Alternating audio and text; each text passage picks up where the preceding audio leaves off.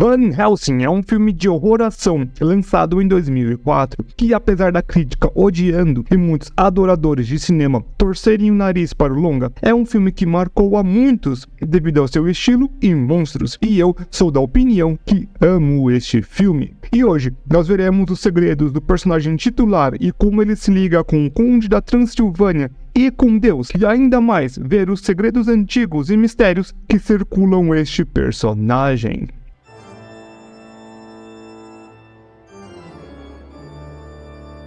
Olá, imortais! Antes de reencontrarmos com um grande amigo que não temos a mínima ideia de quem seja, gostaria de pedir a todos que deixem o like, a inscrição e se puder se tornar membro e me dizer quanto ama este filme e, é claro, assistir até o final para melhorar o algoritmo do canal. Eu já tenho um vídeo deste filme, mas falando apenas do Drácula, então qualquer informação que pareça corrida faltante é por já ter colocado no outro vídeo e vice-versa. Então este vídeo se foca apenas no Van Helsing. Um ponto muito importante para ser deixado logo de início é que o personagem que trataremos tem ligação com a religião monoteísta majoritária, e por isso muitos podem confundir a linha entre religião e o filme. A obra não precisa ser totalmente fiel às escrituras, e seja lá o que falar neste aqui, eu estou falando sobre o filme e nada sobre a crença das pessoas. O mesmo se dá sobre as coisas sobre lobisomens e vampiros e outros seres. Quando falo de um filme, série, jogo ou seja lá o que for, deixo muito dentro da caixinha, ao menos que a obra me deixe muito à vontade para falar do contrário. Aquele que no filme nos é apresentado como Van Helsing, um caçador de monstros, não é nem de longe o que parece ser. Ele não é o Wolverine. Ele, no início de sua vida, se é que podemos chamar assim, era um ser angelical, da maior de todas as categorias e uma das figuras mais importantes dessa espécie. Ele seria o Arcanjo Gabriel, ou chamado no filme de Gabriel. O Gabriel. Em teoria, seria o mesmo que teria os mesmos feitos dos textos, só que um diferencial que ele em algum momento teria tomado a forma de um homem, ou até mesmo se tornado um humano, e também um defensor destes. Daí toda a ideia de caçar monstros e outras coisas. E por incrível que pareça, essa ideia base não foi retirada do éter, não faz parte da crença e dos textos sagrados, porém, existem passagens em escrituras judaicas que podem ser interpretadas como o arcanjo tomando a forma de um homem, ou até mesmo ganhando o título da mão esquerda de Deus, que tanto se fala durante o filme. Este status é sobre a função de Gabriel. O dever dele é de restringir e matar. Este ser é responsável por alguns dos atos que poderiam ser vistos como bélicos, como expulsar Lúcifer do paraíso, acabar com Sodoma e Gomorra, entre outros atos, sendo então um defensor do bem, ainda que seus métodos algumas vezes possam ser criticados. Gabriel ou Gabriel como um humano, mas não sei se poderia chamar ele de um mortal. Passa mais de 300 anos em diversas batalhas, quais essas seriam muitas e ficam totalmente no ar, mas ele pensa em Roma e mais coisas para trás e para frente, então é muito tempo de batalha. Mas, devido aos tempos em que tudo se passa, podemos pensar nas cruzadas, em outros conflitos de tom religioso, ou até mesmo mais escondidos contra alguns monstros. E quem sabe uma mistura de ambos. Sabemos apenas que ele não ficou todo este tempo sem fazer nada ou vagando sem rumo. Ele tinha algum tipo de missão maior e o fez com o único meio que sabia, com armas em punhos e coragem no coração. É importante de dizer que nesta época ele ainda teria a memória de quem ele seria. Toda a ideia de ter amnésia e não saber quem é algo que aconteceria um tanto mais à frente. Então, em todos esses conflitos e guerras, ele sabia quem era e possivelmente dizia isso para alguns, principalmente aqueles que teria grande confiança. Em algum momento de sua vida, ele se torna membro de uma ordem sagrada. Qual é esta ordem? Não temos uma resposta direta, mas eu acho que seja a Ordem do Dragão. Afinal, essa seria a mesma que Drácula faria parte. Digo isso pois, historicamente falando, a figura que daria origem ao Drácula pertenceria a uma ordem sagrada de cavaleiros que protegeria o mundo cristão dos otomanos, e me parece muito lógico que Gabriel fizesse parte desta mesma ordem. Seja como for, o importante é que ambos faziam parte desta e, ainda mais, tornaram grandes amigos neste tempo. Possivelmente as ideias de ambos seriam muito parecidas e ficando em linha com tudo o que o mundo esperava e precisava deles. Só que, é claro, nada duraria para sempre. As informações a seguir foram retiradas da história do jogo do Van Helsing para PlayStation 2. Eu estou as colocando aqui, pois elas não são contraditas em momento algum e até mesmo fazem muito sentido dentro de todo o contexto apresentado. Drácula, ainda um mortal e amigo de Gabriel, se apaixona por uma mulher, e ainda mais é dito que seu amigo também cairia de amores pela mesma. E como ambos teriam de ser celibatos, essa mulher foi expulsa do local, o que causa um grande conflito entre os dois e o fim desta. Com isso, o coração de Drácula se torna amargo e uma sombra cai sobre seus pensamentos, se voltando para as artes das trevas para tentar trazer de volta a sua amada. Só que Gabriel, como um mensageiro de Deus, o para. Só que isso termina com a vida de seu grande amigo. Seja por culpa, com uma lembrança ou algum outro motivo, Gabriel fica com o anel de seu amigo e o utiliza por muitos e muitos anos. Se esse evento ou algum outro tipo de acontecimento que causa sua perda de memória, nós não temos certeza. O que temos informação é que foi Deus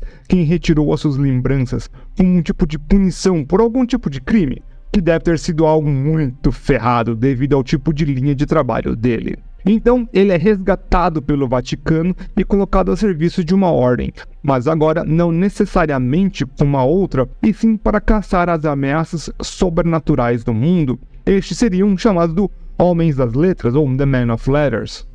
Não, calma, esse é outro roteiro. Ele passa por outros treinamentos e começa a ser o maior caçador de todos os tempos. Essa aqui é uma ideia um pouco solta minha, que eu acho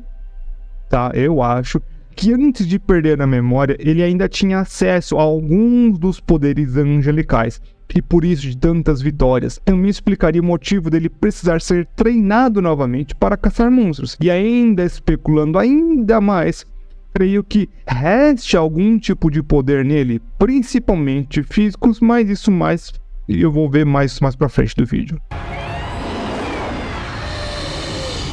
Por longos anos, agora Van Helsing serve como o melhor caçador de monstros de todos os tempos desta ordem, mostrando muita experiência em várias das criaturas sobrenaturais.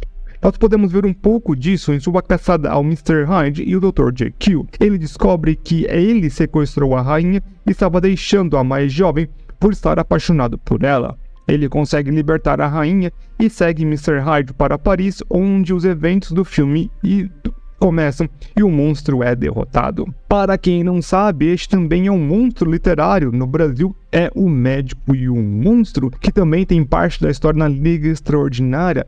E é mais um daqueles filmes que muita gente odeia e eu amo. E não é a última referência literária, pois Frankenstein é baseado, obviamente, no livro O Monstro de Frankenstein, da Mary Shelley. Então, vários clássicos da literatura monstruosa, monstruvisca.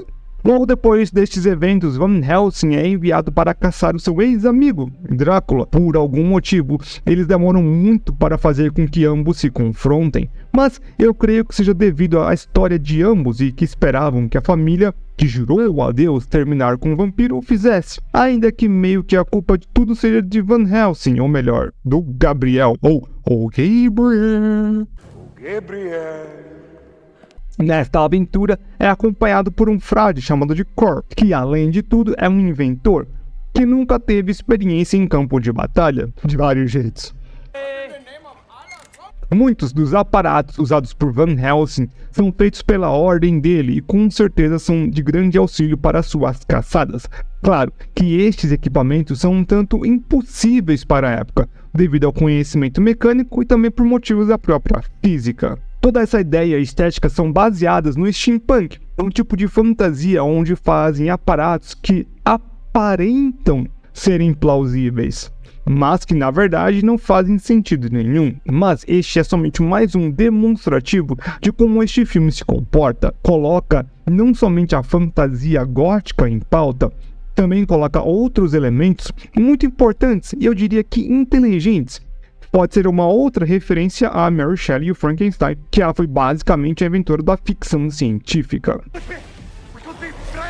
Van Helsing, ao chegar nas vilas que Drácula aterrorizava, é imediatamente atacado pelas noivas do vampiro, 3 mulheres transformadas por ele para servir à sua vontade. O confronto se estende um pouco e ele consegue terminar com uma das vampiras, o que causa grande dor no conde e nas outras noivas. Eu vou ter um vídeo sobre as noivas do Van Helsing, do Drácula, saindo terça-feira, então fica ligado aí que vai ter vídeo basicamente dobradinha do Van Helsing aí.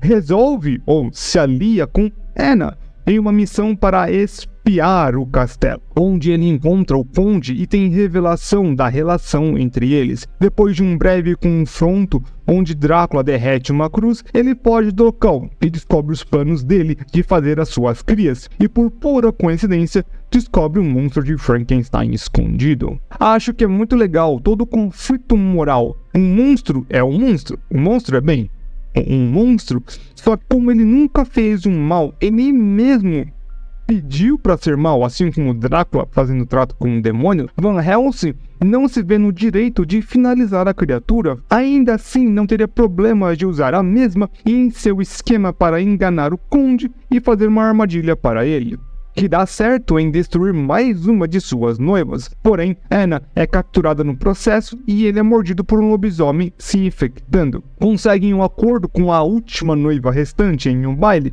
onde depois de eliminar vários vampiros, existe a troca, ainda que de forma involuntária. Drácula fica com o monstro e eles com Anna. Drácula já teria jogado que eles teriam um passado e até mesmo que seriam conhecidos, só que daqui em diante, para a reta final, é onde teríamos toda a história que já expliquei para vocês. O que eu acho muito intrigante é que Van Helsing pouco dá importância para tudo isso, e não creio que seja por não acreditar no conde, e sim em todo o contexto em si. Talvez por não concordar com o conde em um nível moral. Ele tem em mente que Drácula e o mal que ele representa. As informações novas que conseguem é que Drácula seria fraco contra lobisomens e teria algum tipo de controle sobre os mesmos, depois de uma noite de transformação ou depois da 12ª badalada do relógio, algo bem poético. De novo, quer saber todos os detalhes sobre o Castelo Drácula, caramba 4, vídeo meu sobre o Drácula, não vai ficar me enchendo só com comentário, faltou tal coisa. O frade descobre como abrir a passagem para o castelo congelador de Drácula, onde ele tentaria seu plano final. Agora, com o monstro de Frankenstein ao seu lado, conseguiria dar vida a milhares de vampiros, os seus filhos. Anna consegue o antídoto para a licantropia, enquanto derrota a última das noivas. E Van Helsing enfrenta Drácula, ele em sua forma de lobisomem e Drácula em sua forma de morcego infernal, onde Drácula sabe que não poderia vencer, mas ainda tenta convencer a Gabriel de se unir a ele. Ao fim, Drácula é derrotado, porém Van Helsing, em sua fúria, também acaba com a vida da sua mais nova amada. Com o conde derrotado, a família dela poderia finalmente entrar no paraíso e ele continuaria a caçar monstros, hunting things, saving people. That's a business. Ele, como um arcanjo, deveria ter poderes praticamente incomparáveis, algo que não dá para ter nenhuma ideia, nem mesmo ter como ficar teorizando muito, assim como se ele manteve algum poder angelical durante sua primeira fase. Já depois de perder a memória, ele possui atributos físicos sobre-humanos, ou seja, seriam acima do normal, mas ainda um tanto dentro da capacidade humana, às vezes beirando o impossível. Isso mais o seu treinamento e habilidades naturais de batalha, portanto, e mais tempo de experiência, o fazem um grande caçador. Em sua forma de lobisomem, tudo passa para um nível de super-humano, tendo em vista que supera, ou pelo menos empata com Drácula em todos os atributos físicos, e ele é realmente muito forte. Porém, ainda existe o argumento que o Drácula tenta mais fugir do que lutar durante toda a teórica luta, pois ele tem medo dos lobisomens por ser sua grande fraqueza. Gente, eu sei que o pessoal para aqui de ver o vídeo nessa hora, mas eu peço então pra vocês não pararem, só pra me ouvir rapidinho, que eu vou fazer um canal de gameplay. Então, pra quem gosta de videogames, dá uma olhadinha nesse canal que eu vou fazer então, um canal de jogos. Claro que eu vou começar com jogos vampirescos, já que eu tô anunciando aqui no meu canal de Vampiros, Lobisomens, Caramba 4. Então, vou começar com jogos vampirescos. Claro que eu vou começar com o VTMB, o Vampire the Masquerade Bloodlines, porque é o maior jogo de todos os tempos de vampiro. E de lá a gente se vê. Beleza? Então, clica aí pra gente dar uma olhada nesse jogo aí bem interessante. Então, já que você tá aqui também, não deixa de deixar aquele like, comentário, se inscreve no canal. Por favor, se puder se tornar membro, se torne membro para ajudar aí monetariamente o canal. Valeu? Vejo todo mundo então na próxima.